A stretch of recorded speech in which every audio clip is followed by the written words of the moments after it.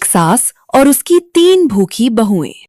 सरला अपने तीनों बेटों की बहुओं नीता, प्रिया और गीतांजलि से बहुत परेशान थी, क्योंकि तीनों एक नंबर की भूखी थीं।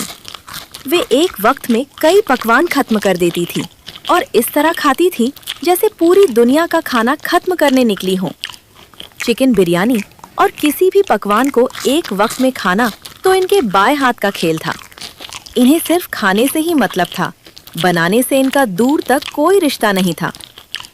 ऐसे ही एक सुबह सरला की बहू प्रिया किचन में नाश्ता बना रही थी। नाश्ते की टेबल पर आती है तो टेबल खाली देखकर सरला कहती है, प्रिया बहू, नाश्ता कहाँ है?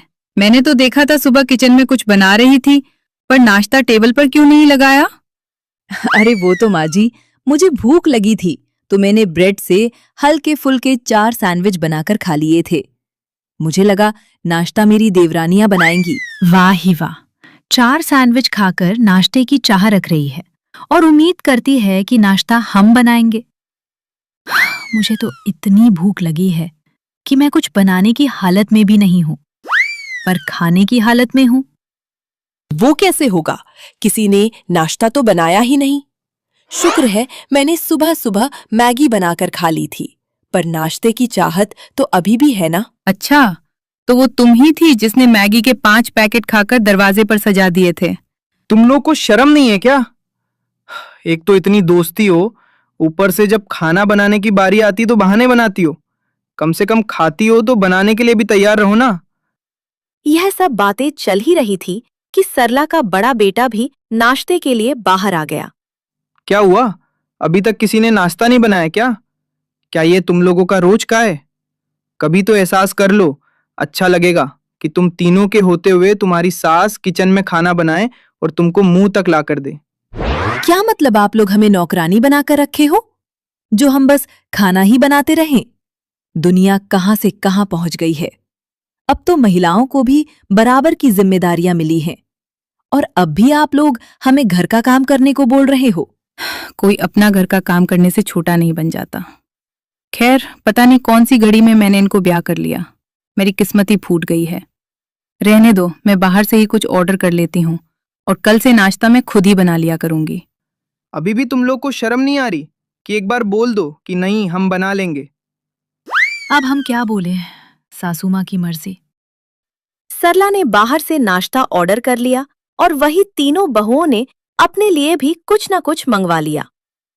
प्रिया ने रसगुल्ले बड़े चाव से खाए और वहीं गीतांजलि ने भी अपने लिए सैंडविच, ब्रेड वगैरह मंगवा लिया और नीता ने भी कुछ न कुछ मंगवा लिया। इसी तरह वक्त गुजरता गया और सिलसिला ऐसे ही चलता रहा। एक दिन सरला जोर जोर से अपनी बहुओं का नाम पुकार रही थी। नीता, प्रिया, गीतांजलि, जल्दी यहाँ आओ। क्या हुआ? माँ जी क्यों बुला रही हैं? अभी तो हमने कुछ नहीं खाया। हाँ माँ जी, आप तभी इतनी गुस्से में होती हैं जब गीता और नीता कोई गलती करती हैं या कुछ खा लेती हैं। आप इतनी जोर से मत चिल्लाइए, वरना आपकी तबीयत खराब हो जाएगी। चुपचाप खड़ी हो जाओ तुम तीनों की तीनों। मुझे बताओ, अभी मैं इसी हफ्ते 5 किलो टमाटर लाई थी, खा गई? अभी एक भी टमाटर नहीं है फ्रिज में। मैंने तो बस मैगी बनाई थी, उसमें 4 टमाटर डाले थे, बाकी का मुझे नहीं पता। मैंने बस 6 से 7 टमाटर का सूप बनाया था, बाकी का मुझे नहीं पता यार। मैंने भी अपने लिए पुलाव बनाया था, उसमें डाले थे 6 टमाटर, बाकी का मुझे नहीं पता यार। ये क्या बात हुई? कुछ तुमने लिए, कुछ तुमने लिए और कुछ तुमने लिए, और बोल रही हो बाकी का पता नहीं। सारे टमाटर खत्म करके भी बता नहीं रही हो। तुम लोग ऐसे नहीं सुधरोगी। अब से मैं सिर्फ लिमिट में ही चीजें लाऊंगी, बस 3 टाइम के खाने के लिए। इसके बाद से सरला सिर्फ लिमिटेड राशन लाने लगी, जिसकी वजह से तीनों का पेट नहीं भरता था और वे हमेशा कुछ न कुछ खाने की तलाश में रहती थी। तभी एक दिन, अब हम क्या करें? ऐसे तो हमारा गुजारा नहीं हो रहा और भूख से भी बुरा हाल है मेरा। अब ऐसा लगता है कि हमें 3 टाइम के अलावा खाना नहीं मिलेगा, तो भूख की वजह से मैं बेहोश हो जाऊंगी। अब हम मर भी क्या सकते हैं? माँ जी अब सिर्फ थोड़ा ही राशन लाती है, जिसकी वजह से हम कुछ बना भी नहीं सकते। मेरे पास एक तरीका है जिससे हम खाना भी खा लेंगे और घर का राशन भी खत्म नहीं होगा। क्यों ना हम अपनी नीचे वाली पड़ोसन के पास जाएं? वहीं वो लोग खाना खा रही होंगी। कुछ बहाना बनाकर वहां से खाकर आगे बढ़ जाएं। इस तरह राशन भी खत्म नहीं होगा और हमारी भूख भी मिट जाएगी और माँ जी को भी पता नहीं चलेगा। वाह, क्या आइडिया है। फिर जल्दी चलो, वरना वो बुढ़िया खाना खाना ले। कर अपनी पड़ोसन के पास जाती हैं। उसी वक्त वह खाना खाने बैठी होती है। गेट की दस्तक सुनकर जब दरवाजा खोलती है, क्या हुआ? इस वक्त यहाँ खैरियत तो है? दरअसल माँ जी बाहर गई हुई हैं और घर पर ताला है। हम कब से बाहर धूप में बैठे हुए थे। सोचा आपके यहाँ आ जाएं, जब तक माँ जी घर नहीं आ जाती। अरे कोई बात नहीं, आ जाओ, अपने ही घर समझो। लगता है हम गलत समय पर आ गए। लगता है भाई आप अभी ही खाना खा रहे थे, हम भी थोड़ा चख लेते हैं। वैसे तो हमारा पेट भरा हुआ है, पर आपका दिल रखने के लिए थोड़ा सा खा लेते हैं, वरना आप बुरा मान जाएंगी। तो शीतल को यह अजीब लगता है, पर फिर भी वह कुछ नहीं बोलती। आराम से खाओ। देखते ही देखते सारा खाना खत्म हो जाता है और तीनों मजे से जाने लगती हैं। और वहीं शीतल दिल ही दिल में सब समझ जाती है। एक तो सारा मेरा खाना खत्म कर दिया, एक चावल का दाना तक नहीं छोड़ा। ओह, अभी मुझे याद आया कि दूसरी चाबी तो वहीं दरवाजे के साइड में रखी होती है। अच्छा, हम अब चलते हैं। खाना बहुत मजेदार था, थैंक्स। इस तरह तीनों शीतल को बेवकूफ बनाकर वहां से चली जाती हैं और शीतल बस उनका चेहरा देखती रह जाती है। पता नहीं कैसी भूखी हैं ये तीनों। आज के बाद कहीं देख मत जाना, कहीं भी दिख मत जाना, वहीं चप्पल उतार कर मारूंगी। और जैसे ही ये तीनों मुफ्त का खाना खाकर अपने घर आती है, तीनों के साथ कुछ कुछ होना शुरू हो जाता है। प्रिया को दस्त लग जाते हैं और वह बस बाथरूम के चक्कर ही काट रही होती है।